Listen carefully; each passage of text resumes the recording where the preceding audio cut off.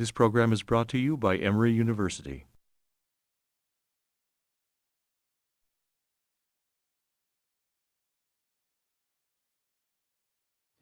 From the point of view of a conservative grump like me, the expanded playoff structure that was introduced for 2012 is just one more instance of human meddling with perfection. Once upon a time, a long time ago, the pennant winners of two undivided leagues, National and American, met in October to play the World Series. In 1950, when the Yankees swept the Phillies in 4 games, there was no doubt that fans were watching the two best teams in baseball compete for baseball's biggest prize. In October 2012, a total of 10 separate teams, 1/3 of all the teams in Major League Baseball, competed for the chance to play in the World Series. In creating a second wild card spot for each league, baseball moved one step closer to the madness of the NBA, where more than half of all teams, 16 of 30, qualify annually as good enough to make the playoffs. A time traveler from 1949 might well ask Commissioner of Baseball, Selig, why do you bother with the regular season? Why not just give everybody a trophy for participation and start the playoffs? As if to underscore the irrelevance of the preliminary 162 games, qualifying for a chance to win it all in 2012 were two fair to Midland teams who from April through September had won scarcely more games than they had lost. Both AL Central winner Detroit and the extra wild card winner in the NL, St. Louis, had insipid records of 88-74. This creeping erosion of the meaningfulness of baseball's regular season in pursuit of ever more revenue reminds me of the way contemporary Americans have allowed Sundays to become just another day for buying and selling. Don't misunderstand me, I'm not making a pitch for a return to Puritanism, just wondering whether we might keep some aspects of American life untainted by getting and spending. One of the best things about the old baseball season was that it counted for something important. Even the worst teams can play spectacularly well during April, and the best sometimes slump during September. But over the long, long baseball season, luck, talent, and hard work all even things out. Purists and curmudgeons like me complain about the abuse of baseball's traditions. I'm still mad about the 10-inch mound. And don't get me started about why it was wrong to ban spitballs. But there's nothing I can do about it. They aren't asking me. The rules of the game have been in evolutionary flux ever since Cartwright first set them down. From the vantage point of a baseball historian, the addition of 2 more wild cards isn't much different from adding stadium lights or moving the pitcher back another 5 feet.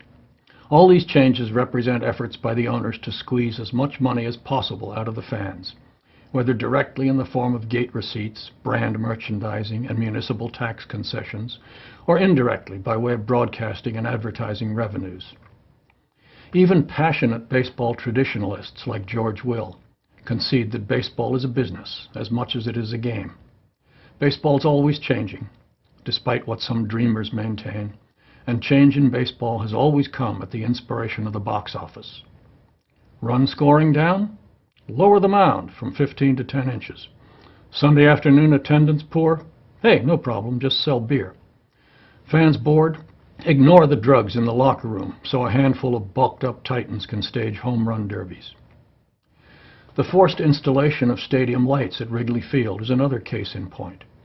For years, Wrigley Field was the last of its kind, a downtown ballpark where they played real baseball. By now you know what I mean by that term, real baseball. Real baseball, says a character in Don DeLillo's novel Pafko at the Wall. That's the thing in the sun. When the Cubs were told by Major League Baseball they couldn't host playoff games at Wrigley Field without lights, the Cubs capitulated. Nighttime games, surprise, surprise, are vastly more profitable for television. But just because more money can be made by playing baseball under the brilliant white glow of metal halide lamps, it doesn't follow that those fans who prefer to watch baseball in the sunshine are foolish romantics. It's no more logical to say that baseball played under the lights improves one's experience of the game than it is to say that voice recognition software, as opposed to a live receptionist, makes for happier customers. For all of its history of shape-changing, baseball remains essentially a conservative sport. The game has always peddled nostalgia, say skeptics. The object of the game is to return home. as baseball historians and apologists love to point out. There's more truth than romantic blather in baseball's apparent resistance to time and change. Students in my baseball classes are always surprised at how much the modern game resembles the early one.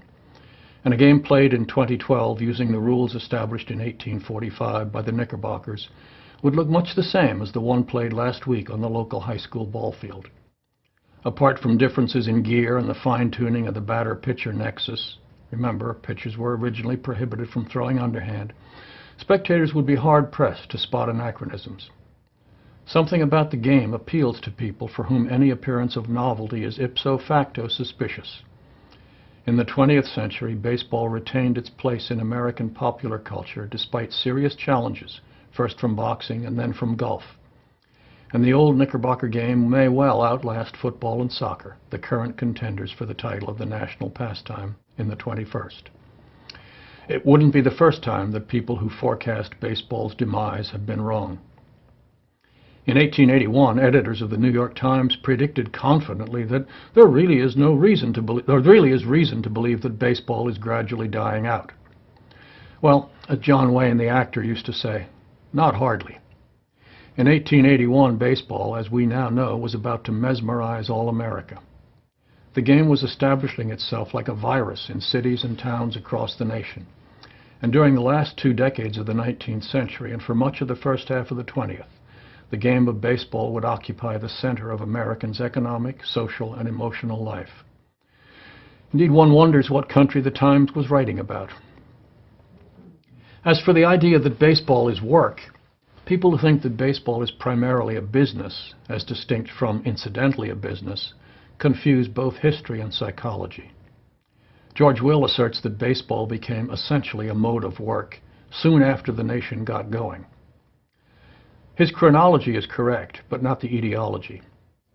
Playing baseball became a serious wage-earning activity at about the time William Kamier, in May of 1862, built a fence around Brooklyn's Union grounds and charged an admission fee to anybody who wanted to come inside to see a baseball game. Kamier noted that people liked to watch a group of young men swat a ball around a field, and he guessed rightly. Who knew that they would actually pay money to do it? Fans grumbled at first. Pay to watch a game?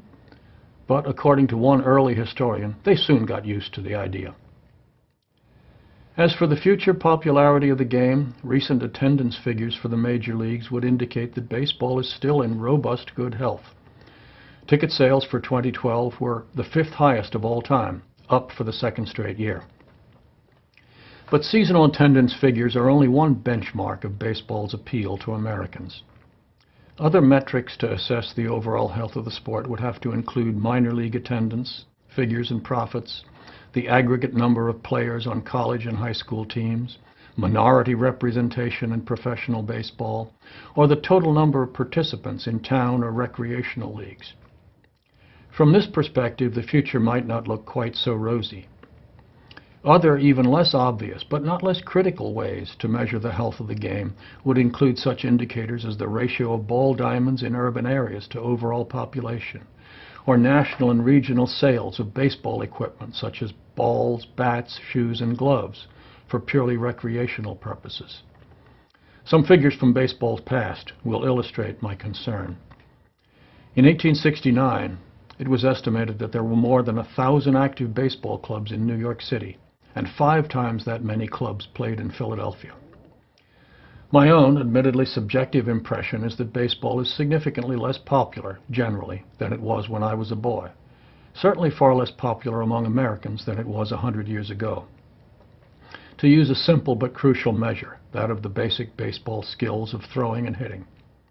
Every one of the 14 boys in my 5th and 6th grade classes could throw a baseball efficiently and take a reasonably aggressive cut at a pitch. Some naturally were better than others, but all of us could swing a bat and throw a baseball without looking foolish. It's a measure of the declining interest in the people's game that these elementary skills were much less widely distributed among the youths I saw during the 4 years I coached middle school teams for Chambly, 2006 to 2010. More than once, watching the awkward gyrations of boys who obviously had never learned the complex synchrony of legs, torso, arm, hand, and fingers necessary to master the art of overhand throwing, I remembered the words of the historian Harold Seymour. Baseball begins with boys, because to play it with skill one must begin in boyhood. To learn any sport early, an early start is desirable. To learn baseball, it is essential. Baseball's a game I came to know as a young boy. It's also a game that was given back to me to fall in love with all over again late in life. A game superimposed on other games and other times and other players, the way a new Mohenjo-Daro was rebuilt again and again on top of the old one. Because minor league baseball has been gone from small towns for so long, it's not even a memory. High school and college baseball is for those fans like me who prefer reality to television, one of the only games in town. The crowd there is informal and unregimented. Fans sit on wooden or aluminum bleachers, strung out along the fence down first and third base lines, or camped in lawn chairs under the shade of trees. Vans, school buses, and SUVs fill nearby schoolyard parking slots, and the grass and gravel aprons next to the outfield. There are no admission charges, and that seems to have a mellowing effect on spectators. It's harder to get down on players who aren't being paid a prince's ransom for their efforts. In 1969, the baseball writer Roger Angell assured his readers that baseball was still in good health. The summer game, Angell told us, was still America's best and most popular game. Well, more than 40 years later, as far as Major League Baseball is concerned, the sunshine game is actually played in the sunshine, usually only on Sunday afternoons. The remaining 5 games on a typical week schedule of 2 3-game series are played under the lights. World Series contests are even more skewed toward the dark. On the afternoon of October 13, 1960, I sat in a high school history class listening to the radio. The teacher, was it Isabel Sewer, Roger Feig, memory fails? The teacher had temporarily suspended our scholarly pursuits so we could all follow Game 7 of the World Series between the mighty New York Yankees and the upstart Pittsburgh Pirates. That afternoon, I heard Chuck Thompson call Bill Mazeroski's home run that beat the Yankees 10-9 in the bottom of the 9th. And I would bet that that scene in my classroom on that afternoon, schoolwork temporarily suspended, a radio tuned to a baseball game, was repeated across America in 100,000 classrooms in 10,000 different schools. 50 years later, on October 27, 2011, it was well after midnight when David Freese hit a walk-off home run in the bottom of the 11th to give Game 6 of the series to the Cardinals and force a Game 7. Only this time I wasn't in on the excitement. The next day was Friday. I had to go to work. And I'll bet not many 12-year-old boys were there either for Freese's heroics. Toward the end of my son's college playing days, during the winter months of 2009 and 2010, I found myself both pining for the commencement of the next season and hoping at the same time it would never come. I wanted to live in that state where things were, as Wordsworth put it, forevermore about to be. During that off-season, I jotted down on a sky-blue post-it the aggregate numbers of baseball players at each level of the game, from Little League through the majors. I've carried that slip of paper in my wallet ever since, and over the years I've been pleasantly surprised at how many times in conversation I've had the occasion to produce it. The numbers are both sobering and uplifting. 6.8 million children, mostly boys, but some girls, play Little League. About 2.8 million play high school ball. Of those millions, only about 90,000 play baseball in college. Among college players, around 9,000 go on to play in the minors. And of those 9,000 young men who are both sufficiently talented and lucky to get paid to play the game, only around 1,000 will eventually wear a major league uniform. Put another way, of all the kids who participate in Little League, 1 in 3 play high school. Of high school players, less than 1 in 30 are good enough to make a college team. Among college players, fewer than 1 in 10 play the game as professionals, and of those, only 1 of every 9 will make it to the show. Winning in baseball is grand, and I've rejoiced in my team's winning as much as the next person.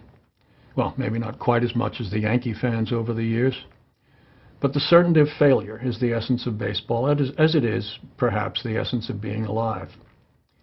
To me, there's no finer moment in baseball than when a pitcher steps down from the mound in the middle of an inning. The act of removing a pitcher from the game is a ritual more formal and more poignant than any other in sport. There's nothing more lonely in the game. and it stands quite apart from the times in basketball or football games when exiting players exchange fist bumps or high fives with their replacements. The departing pitcher simply hands the ball to his coach or to the manager. By giving up the ball, he signifies his failure to complete the task he'd been given for that day and on that occasion. But until his replacement arrives, the departing pitcher, like a sentry on post, doesn't walk away from the place he's been charged to hold. In the end, it really doesn't matter whether you play your final game on the ball field behind Chambly High School or, as did Ted Williams, smashing a home run in front of a beseeching, screaming crowd at Fenway Park. It also doesn't matter, as in the biblical parable of the talents, whether you're given 1 talent or 10. Talent, you probably know, is an ancient unit of money. As a child, I could never understand why the servant who did nothing with his single talent was punished for returning to his master exactly what he'd received.